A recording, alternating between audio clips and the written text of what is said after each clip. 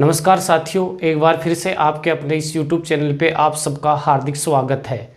मित्रों, हम पढ़ रहे हैं हिंदी साहित्य इतिहास और हिंदी साहित्य इतिहास में जो आज का हमारा बिंदु रहेगा वो है भक्ति काल। आज का जो हमारा बिंदु है वो है मित्रों भक्ति काल। देखो, हिंदी साहित्य इतिहास को 4 कालों में विभाजित किया गया है। आदिकाल, भक्ति काल, रीतिकाल, आधुनिक काल। तो उसमें हमारा जो दूसरा काल आता है उसका नाम है भक्ति काल, अर्थात हिंदी साहित्य इतिहास का स्वर्ण युग। भक्ति काल हिंदी साहित्य इतिहास का स्वर्ण युग कहलाता है और इस भक्ति काल को हिंदी साहित्य इतिहास का स्वर्ण युग कहने वाले थे जॉर्ज ग्रियर्सन। जॉर्ज ग्रियर्सन ने भक्ति काल को हिंदी साहित्य इतिहास का स्वर्ण काल कहा था और यह बात सही भी है, क्योंकि पहला जो काल था आदिकाल, अगर हम उस आदिकाल में देखें तो बहुत सारे कवि, बहुत सारे रचनाएं इस प्रकार की थी कि वो संदिग्ध रचनाएं थी। कोई रचना है लेकिन उसका रचनाकार का नाम नहीं पता है। अगर रचनाकार है तो उसका कौन सी रचनाएं उसने लिखी हैं, बाद में उसमें और भी पद जोड़े गए हैं। यानी हम कह सकते हैं कि आदिकालीन जो साहित्य था वो संदिग्ध साहित्य था। लेकिन एक वास्तविक हिंदी साहित्य की जो शुरुआत होती है वो वास्तविक हिंदी साहित्य की शुरुआत होती है भक्ति काल से।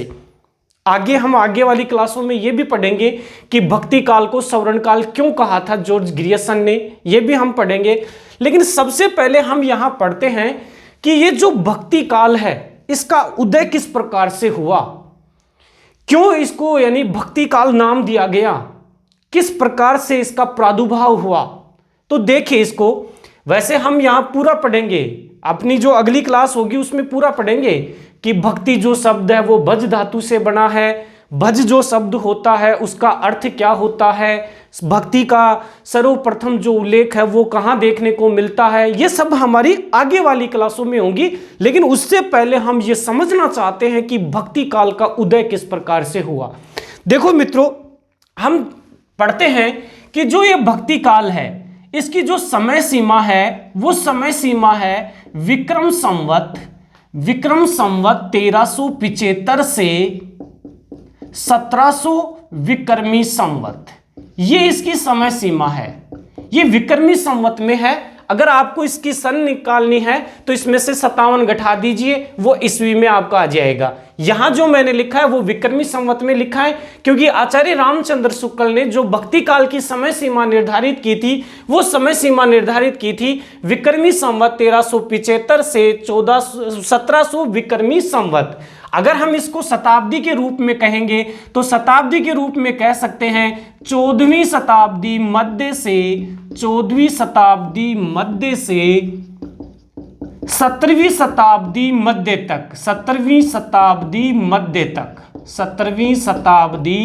मध्य तक ये भक्ति काल का यानी एक कालक्रम था कि इस 14वीं शताब्दी मध्य से 17वीं शताब्दी मध्य तक भक्ति काल था। अब यहां देखो, ये ध्यान रखना भाई, विक्रमी संवत में है। अगर आपको इसकी ईस्वी देखनी है तो 57 घटा लेना। 1375 में से 57 घटा देंगे और 1700 में से 57 घटा देंगे तो वो ईस्वी सन में आ जाएगा। लेकिन आचार्य रामचंद्र शुक्ल ने अपने हिंदी साहित्य इतिहास में कहीं भी ईस्वी सन का प्रयोग नहीं किया है, उन्होंने विक्रमी संवत का ही प्रयोग किया है। अब हम पढ़ते हैं, हमारा जो मुख्य बिंदु है भक्ति काल के उदय के कारण। भक्ति काल के उदय के कारण यानी क्या कारण रहे कि जिससे कि भक्ति काल का उदय हुआ। विद्वानों के भी अनेक मत थे, विभिन्न मत थे, उन मतों को भी हम पढ़ेंगे।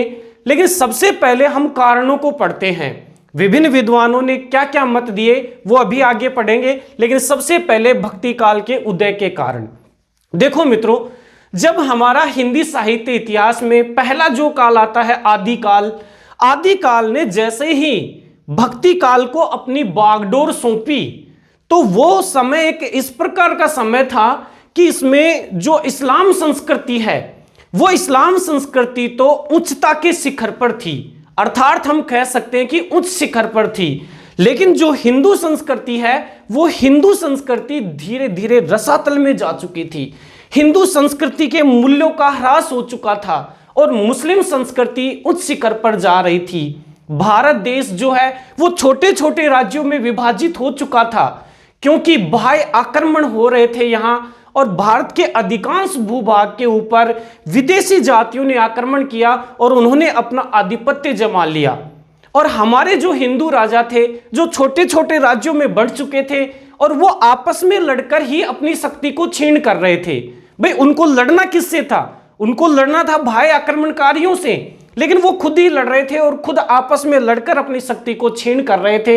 ऐसे में जो जनता है वो ऊब चुकी थी, क्योंकि आदि काल में सिद्ध जो है हमने पढ़ा, जैन हमने पढ़ा, नाथ हमने पढ़ा, तो यानी वो अपने अपने धर्म का प्रचार कर रहे थे। वीरता के गीत भी गाए जा रहे थे, उनसे भी जनता ऊब चुकी थी। रासो साहित्य हमने पढ़ा है, उसमें वीरता से संबंधित गुणगान किया गया कवियों के द्वारा, लेकिन उन कवियों ने जिस राजा के राज्य आश्रित कवि थे उन्हीं का गुणगान किया। अर्थात जिसकी यानी हम जिसका नमक खाएंगे या जिसकी खाएंगे उसकी बजाएंगे जरूर, तो उन कवियों ने ऐसा ही किया। तो सीधी सी बात है कि जनता पूरी तरह से निराश हो चुकी थी, जनता पूरी तरह से हताश हो चुकी थी, जनता की सुनने वाला कोई नहीं था, जनता हतद्रप हो चुकी थी। जनता जाए तो किधर जाए? भाई दो ही थे हम, एक तो इस्लाम संस्कृति और एक हिंदू संस्कृति। इस्लाम संस्कृति अपने उस शिखर पर थी, वो इस्लाम संस्कृति के द्वारा भारतीय जो जनता थी उसके ऊपर अनेक प्रकार से अत्याचार किए जा रहे थे। अब जनता इस्लाम संस्कृति की ओर भी नहीं जा सकती थी भारतीय जनता, और यदि हमारे हिंदू राजाओं की तरफ जाती तो वो खुद ही अपनी सुरक्षा में लगे हुए थे। ऐसे में जनता जाए तो कहां जाए? तो ऐसे में जनता ने क्या किया? जनता निराश, हताश, हतद्रप हो चुकी थी, और उस जनता ने भगवान की शरण में जाना ही उचित समझा कि अब हमारी सुनने वाला कोई नहीं है, हमें केवल ईश्वर की शरण में जाना चाहिए और पूरा का जो कुछ है वो ईश्वर के अनुग्रह पे छोड़ देना चाहिए, वहीं हमारा कल्याण हो सकता है। तो एक ये प्रारंभिक पृष्ठभूमि है भक्ति काल के उदय की। इस प्रकार से भक्ति काल का क्या होता है? उदय होता है। लेकिन भक्ति काल के उदय में देखो सबसे पहला जो कारण आता है वो सामाजिक कारण भी है। सामाजिक कारण, या हम ये कह सकते हैं कि भक्ति काल के उदय में सामाजिक परिस्थिति भी जिम्मेदार थी। सामाजिक परिस्थिति किस प्रकार से थी? देखो एक जो सामान्य रूपरेखा थी भक्ति काल के उदय के संदर्भ में वो मैंने अभी आपके सामने बताई। अब जो हम पढ़ रहे हैं वो सामाजिक परिस्थिति पढ़ रहे हैं कि सामाजिक परिस्थितियां किस प्रकार की थी जनता में जिससे कि भक्ति का उदय हुआ। देखो इस समय क्या था कि भारतीय जो समाज था उसमें अनेक प्रकार की कुरीतियां विद्यमान थी, अनेक प्रकार के बाह्य आडंबर विद्यमान थे, अनेक प्रकार के अंधविश्वास विद्यमान थे, और जो हम ये कहें कि जो स्त्रियों की दशा थी वो भी हीन थी। जैसे हमने पढ़ा है सिद्ध साहित्य में कि सिद्धों ने तो यानी साधना के क्षेत्र में ही स्त्रियों को शामिल कर लिया था, और नाथों में आकर स्त्री की दशा में सुधार होता है, लेकिन स्त्रियों की दशा भी क्या थी? यानी हीन थी। ऐसे में अनेक प्रकार की कुरीतियां थी, अनेक प्रकार के बाह्य आडंबर थे, अनेक प्रकार के अंधविश्वास थे। अब जनता के समझ में नहीं आ रहा था कि हम किस ओर जाएं, कौन सी कुरीतियों में विश्वास करें, कौन से जो अंधविश्वास हैं उनमें हम विश्वास करें। जनता के सामने ऐसी परिस्थिति में कोई मार्ग नहीं था। एक जो हमारा जीवन जीने के मूल्य जो होते हैं, हमारे जीवन के जो आदर्श होते हैं, उन सभी आदर्शों का, जीवन के मूल्यों का, हिंदू संस्कृति का ह्रास हो रहा था। तो ऐसे में जनता ने प्रभु की शरण में, ईश्वर की शरण में जाना ही उचित समझा। तो ये थी सामाजिक परिस्थिति।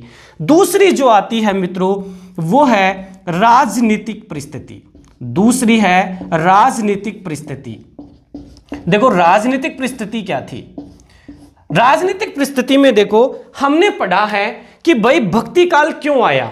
भक्ति काल क्यों आया? क्योंकि यहां भारत देश के ऊपर विदेशी जातियों ने आक्रमण किया। जैसे हम पढ़े मुगल शासक हुए थे यहां, इसके अलावा हम ये पढ़े कि अनेक प्रकार के यानी जो विदेशी शासक थे भारत देश में उन्होंने शासन किया था। अलाउद्दीन खिलजी जो पूरे भारत देश के ऊपर विजय पताका फहराने निकला था। तो कहने का मतलब भारत देश जो था, देश तो भारत था, लेकिन उसकी जो राजनीति थी वो विदेशी जो जातियां थी उन विदेशी जातियों के हाथ में थी।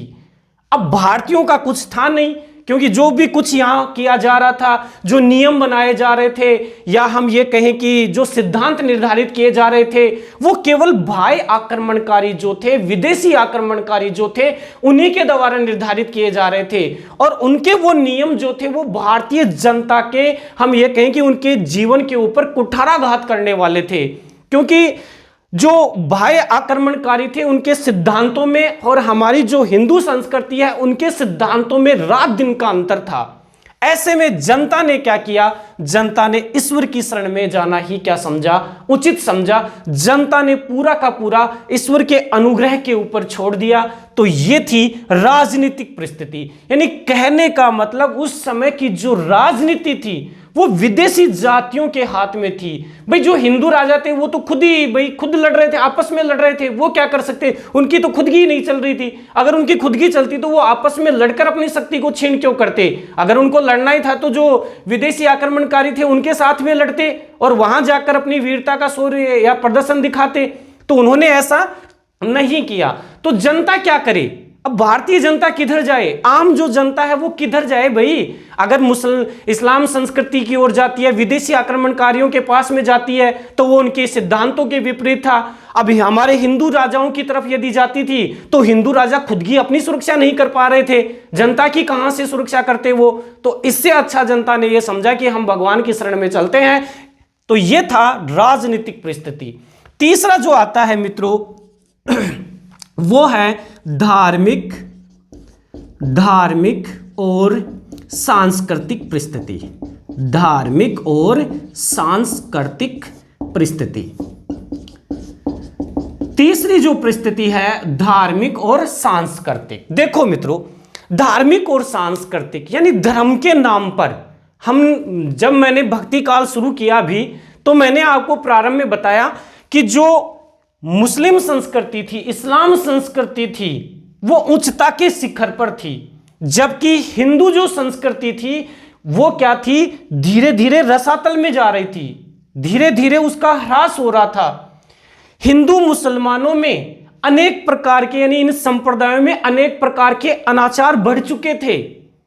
अनेक प्रकार के अनाचार यानी जनता के सामने अनेक प्रकार के अनाचार बढ़ चुके थे। ऐसे में जनता क्या करे, ऐसे में जनता के लिए हम देखते हैं कि वल्लभाचार्य, मध्वाचार्य, रामानंद, इन संत महात्माओं के द्वारा अपने सिद्धांतों को दृढ़ता से लागू करवाया गया और उन्हीं सिद्धांतों को दृढ़ता से लागू करवाने के कारण भक्ति काल का क्या होता है, उदय होता है।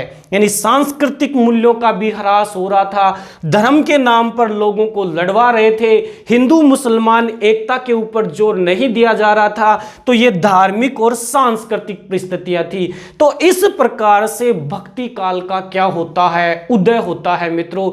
इस प्रकार से हम कह सकते हैं कि भक्ति काल का क्या हुआ, उदय हुआ, भक्ति काल का प्रादुर्भाव हुआ। धार्मिक और सांस्कृतिक में हम ये भी कह सकते हैं कि जादू टोना, तंत्र मंत्र वाली जो साधना होती है इसके ऊपर बल दिया जा रहा था। सिद्धों में हमने पढ़ा है जादू टोना था, तंत्र मंत्र वाली साधना थी। यानी ये सभी कारण विद्यमान रहे थे भक्ति काल के उदय के संदर्भ में। ये तो हो गया भक्ति काल के उदय के कारण कि इस कारण से भक्ति काल का क्या हुआ, उदय हुआ। अब हम पढ़ते हैं कि भक्ति काल के उदय के संदर्भ में विभिन्न विद्वानों के कथन, यानी विभिन्न विद्वानों ने क्या क्या कथन दिए। भक्ति काल के उदय के संदर्भ में, उदय के संदर्भ में विभिन्न विद्वानों के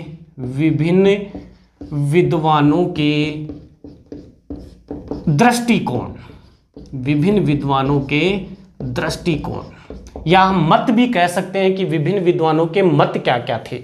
सबसे पहला जो मत आता है वो आता है जॉर्ज ग्रियर्सन का। सबसे पहला जो मत है वो किसका है, जॉर्ज ग्रियर्सन। जॉर्ज ग्रियर्सन ने कहा कि जो भक्ति काल है वो ईसाईयत की देन है। भक्ति काल है वो किसकी देन है, ईसाईयत की देन है, अर्थात जो इस्लाम संस्कृति है उसी की देन किसको बताया, भक्ति काल को बताया।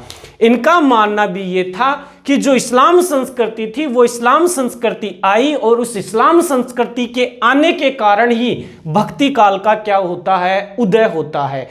यहां से एग्जाम में हमें प्रश्न कैसे पूछा जाता है, ये कथन दे देगा कि भक्ति काल को ईसाईयत की देन मानने वाले कौन थे, तो वो मानने वाले कौन थे, जॉर्ज ग्रियर्सन थे। दूसरा मत जो आता है वो है मित्रों आचार्य रामचंद्र शुक्ल।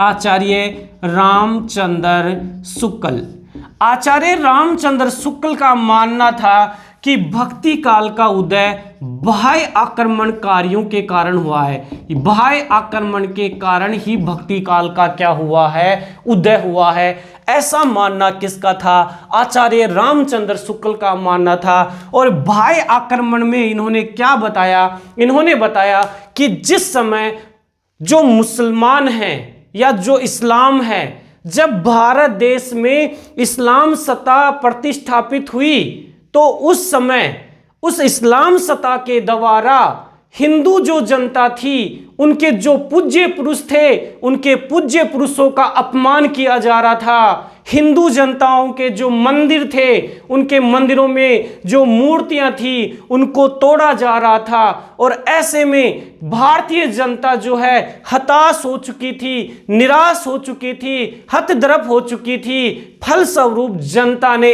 ईश्वर की शरण में ही जाना उचित समझा। इस प्रकार से भक्ति काल का उदय होता है, ये मानना किसका था, आचार्य रामचंद्र शुक्ल का। ध्यान दें, यहां से जब एग्जाम में प्रश्न आता है कथन, तो बाह्य आक्रमण न देके वहां पूछा जाता है भारतीय जनता की निराशा, हताशा, हतद्रव्य के कारण भक्ति काल का उदय हुआ, तो ये बताने वाले आचार्य रामचंद्र शुक्ल ही हैं। किसने बताया था ये, आचार्य रामचंद्र शुक्ल ने। तो थोड़ा मैं यहां भी लिख देता हूं, भारतीय जनता या भारतीय भी कह सकते हैं, भारतीय जनता की निराशा, हताशा और भारतीय जनता की निराशा, हताशा और हतद्रप के कारण भक्ति काल का क्या होता है, उदय होता है। यह मानना भी किसका था, आचार्य रामचंद्र शुक्ल का था। इन्होंने बताया, अभी मैंने पूरा आपके सामने बताया कि इस्लाम संस्कृति का जब भारत देश में प्रादुर्भाव हुआ, जब इस्लाम संस्कृति भारत देश में प्रतिष्ठित हो रही थी, तो उस समय इस्लाम संस्कृति के द्वारा या विदेशी आक्रमणकारियों के द्वारा भारतीय जनता के जो मंदिर थे उनको तोड़ा जा रहा था, उनके मंदिरों में जो मूर्तियां थी उनको तोड़ा जा रहा था, और इन भारतीय जनता के जो पूज्य पुरुष थे उनका अपमान किया जा रहा था। इस अपमान को भारतीय जनता सहन नहीं कर पाती थी। अब भाई इसके अलावा कोई मार्ग भी नहीं था, क्योंकि सहन करना पड़ता। जैसे मान लीजिए हमारे घर के सामने मंदिर है, हमारे मंदिर को कोई तोड़े तो हम थोड़ी सहन करेंगे, लेकिन वर्तमान में तो हम सहन नहीं करेंगे, क्योंकि वर्तमान में क्योंकि जनता का शासन है वर्तमान में, लेकिन उस समय जनता का शासन नहीं था, विदेशी आक्रमणकारियों का शासन था। जो वो करते वो ही होता। तो उनके मंदिरों को तोड़ा जा रहा था, बेचारी भारतीय जनता देखती रहती थी, कुछ नहीं कर पा रही थी। अब वो क्या हो चुकी, निराश हो चुकी, हताश हो चुकी, हतद्रप हो चुकी, और ऐसे में उसने एक ही मार्ग अपनाया, प्रभु की शरण में जाना। यह मत किसका है, आचार्य रामचंद्र शुक्ल का मत है। इसके बाद में तीसरा जो मत आता है मित्रों, वो तीसरा मत है हजारी प्रसाद द्विवेदी। हजारी प्रसाद द्विवेदी, हजारी प्रसाद द्विवेदी ने क्या बताया कि भक्ति काल का उदय किस प्रकार से हुआ। देखो मित्रों, हजारी प्रसाद द्विवेदी का मत पढ़ने से पहले मैं आपको बता दूं कि हिंदी साहित्य इतिहास में आचार्य रामचंद्र शुक्ल जो हैं, उनके प्रखर जो आलोचक थे वो हजारी प्रसाद द्विवेदी थे। यानी कि हिंदी साहित्य इतिहास में सबल प्रमाणों के आधार पर आचार्य रामचंद्र शुक्ल की आलोचना करने वाले प्रथम विद्वान इतिहासकार हजारी प्रसाद द्विवेदी हैं। ये प्रश्न एग्जाम में बहुत बार पूछा जाता है कि आचार्य रामचंद्र शुक्ल की सबल प्रमाणों के आधार पर, एक तो होता है आलोचना हमने कर दी लेकिन उसके पक्ष में कोई प्रमाण नहीं दिया, एक आलोचना होती है हम आलोचना कर रहे हैं लेकिन उसके पक्ष में हम सबल प्रमाण प्रस्तुत कर रहे हैं। तो हजारी प्रसाद द्विवेदी आलोचना करते थे तो उसके पक्ष में सबल प्रमाण प्रस्तुत करते थे, और सबसे ज्यादा जो आलोचना इन्होंने की थी वो आचार्य रामचंद्र शुक्ल की ही की थी। तो इस कथन को ध्यान रखना, दोबारा बोल रहा हूं, हिंदी साहित्य इतिहास में आचार्य रामचंद्र शुक्ल की सबल प्रमाणों के आधार पर आलोचना करने वाले प्रथम विद्वान, प्रथम इतिहासकार कौन थे? हजारी प्रसाद द्विवेदी थे। हजारी प्रसाद द्विवेदी का क्या मानना था कि किस प्रकार से भक्ति काल का उदय हुआ? इनका मानना था भारतीय परंपरा